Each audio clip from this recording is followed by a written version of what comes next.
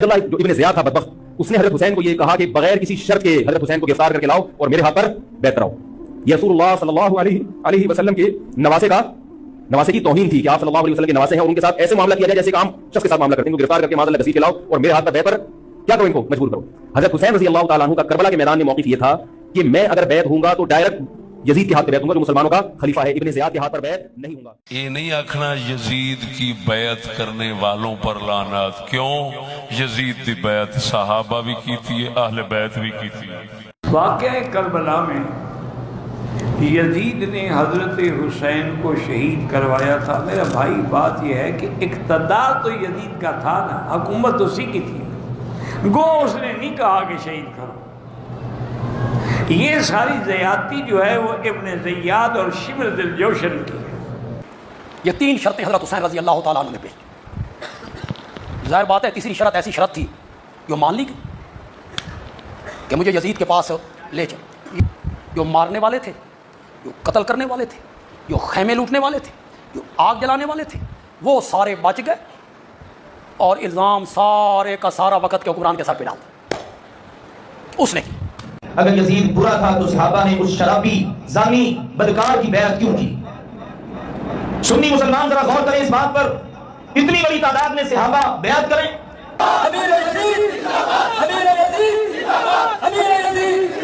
کیا یزید کو حضرت امیر المؤمنین یزید رحمۃ اللہ علیہ کہنا جائز ہے؟ تو میری اس بارے میں جو رائے ہے اور استخارے کے بعد رائے ہے کہ ہمیں محتاط انداز میں ایک دو الفاظ ضرور کہنے چاہیے. وہ لفظ آپ اور زیادہ نہیں تو کم از کم اتنا کہنا چاہیے کہ حضرت یزید رحمۃ اللہ علیہ، حضرت یزید رحمۃ اللہ علیہ کہنا چاہیے. As far as your understanding about the wall of Karbala, you said that Yazid, may Allah be pleased with him, Yazid, may Allah be pleased with him, Yazid, may Allah be pleased with him, that he was ferocious and he was a villain, etc. There's different opinion. We're not here to discuss about history, and neither do I want to get a difference in the Muslim Ummah. What we say, there's a difference of opinion between the Sahaba. اس کو میں conclude کرتا ہوں.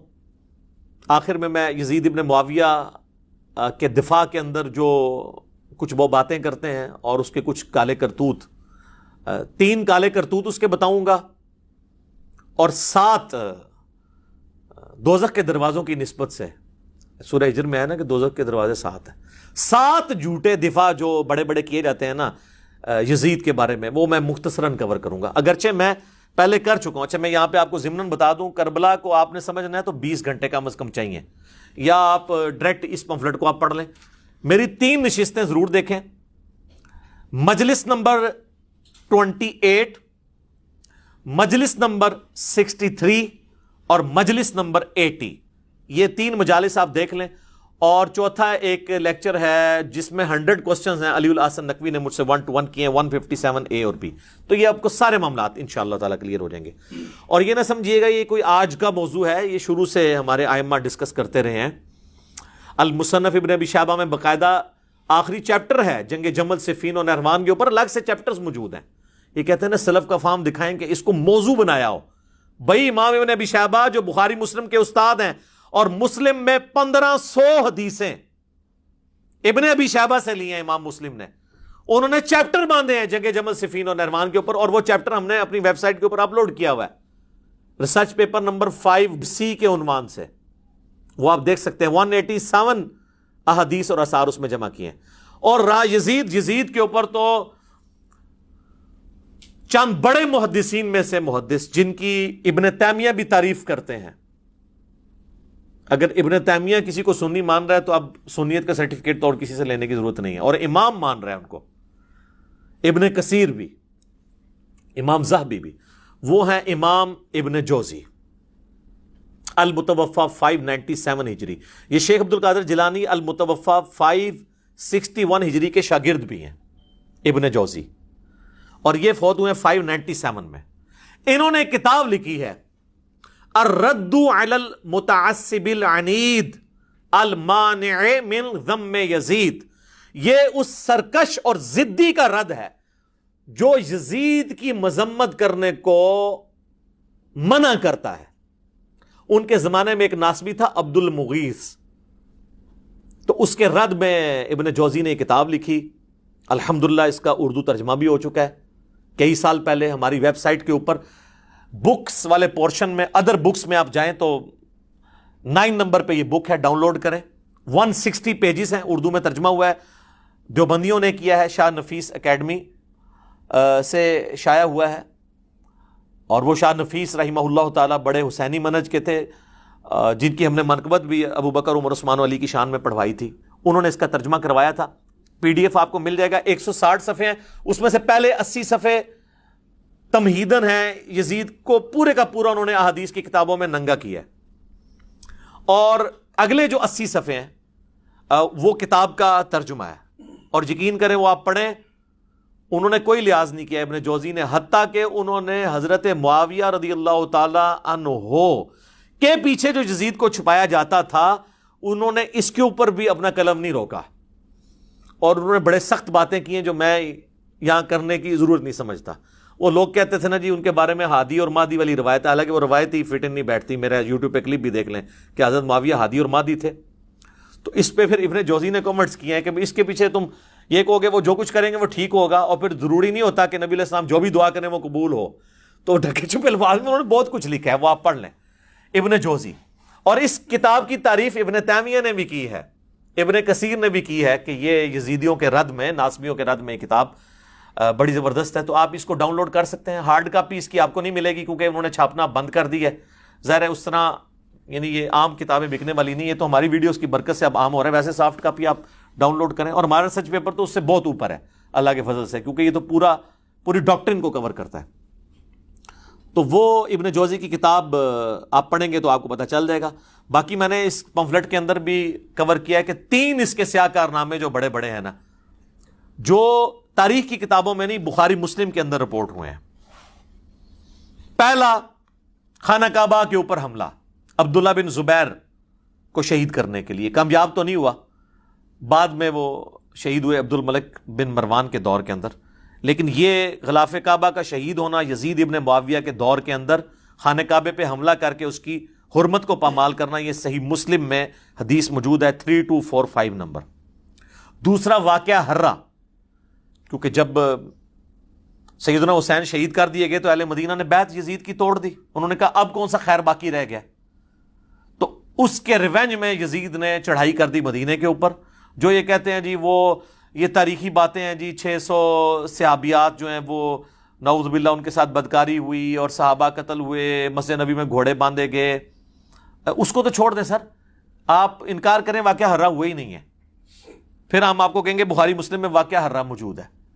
ٹھیک ہے، بخاری میں یہ حدیث 2601 2959 4024 4906، مسلم 3339 3319 3323 سے جو ہے ٹیٹرا 3 تک، جس میں یعنی اہل مدینہ سے ریلیٹڈ احادیث بھی موجود ہیں کہ جو اہل مدینہ کو ڈرائے گا دھمکائے گا اس پہ اللہ کی لعنت، اللہ کے فرشتوں کی لعنت، تمام لعنت کرنے والوں کی لعنت. جو مدینے میں بدعت جاری کرے گا اس پہ اللہ کی لعنت، اللہ کے فرشتوں کی لعنت، تمام لعنت کرنے والوں کی لعنت. اللہ تعالیٰ نہ اس کو کوئی فرض قبول کرے گا قیامت والے دن، نہ کوئی نفل قبول کرے گا. واقعہ ہرہ کا ذکر موجود ہے، یزید نے قتل عام کیا. اور یہ واقعہ ہرہ اتنا سینسٹیو واقعہ ہے کہ اس کے اوپر پردہ ڈالا نہیں جا سکتا. کہتے ہیں سلف کا فہم یہی وہ واقعہ ہے جس کی وجہ سے امام احمد بن حنبل نے یزید کے اوپر بڑے سخت کامنٹس کیے تھے، کیونکہ اس میں تو کئی صحابہ شہید ہوئے ہیں. وہی ابن جوزی کی کتاب کے اندر پوری سند کے ساتھ امام ابن جوزی نے الرد علی المتعصب العنید المانع من ذم یزید میں احمد بن حنبل کا قول نقل کیا، اور شیخ زبیر لزئی رحمہ اللہ تعالیٰ نے اسی کتاب سے حوالہ لیا ہے. بلکہ میری ویڈیو میں انہوں نے 1 to 1 مجھے پڑھ کے بھی بتایا تھا، اس وقت صرف عربی میں کتاب تھی.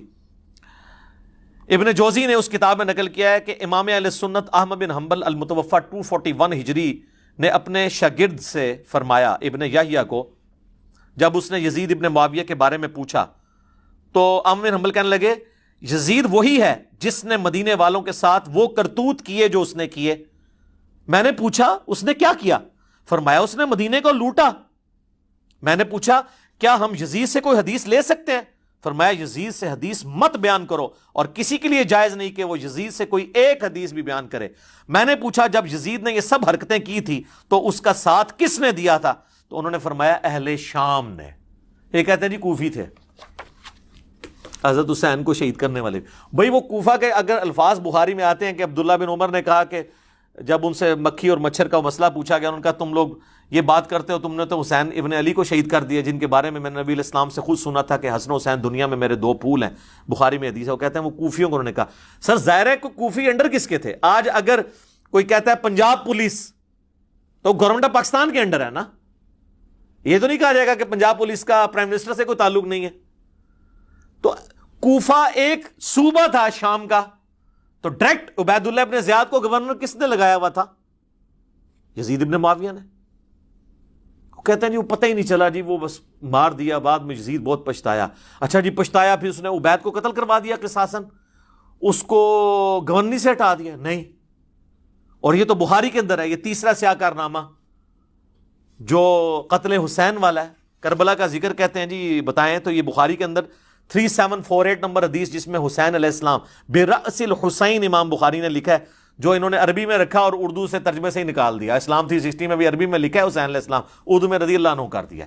sunna.com پہ لکھا ہے علیہ السلام عربی میں، اردو میں رضی اللہ عنہ کر دیا۔ تو یہ بخاری میں کربلا کا ذکر اس حوالے سے موجود ہے، ترمذی میں بھی ہے، ترمذی میں 3778 ہے کہ جب حسین ابن علی کا سر کاٹ کر عبید اللہ ابن زیاد کے سامنے تشت میں لایا گیا، والعیاذ باللہ تعالی، اللہ کی لعنت ہو، تمام فرشتوں کی لعنت، تمام لعنت کرنے والوں کی لعنت، جن لوگوں نے حسین ابن علی کے ساتھ یہ سب کچھ کیا، آمین۔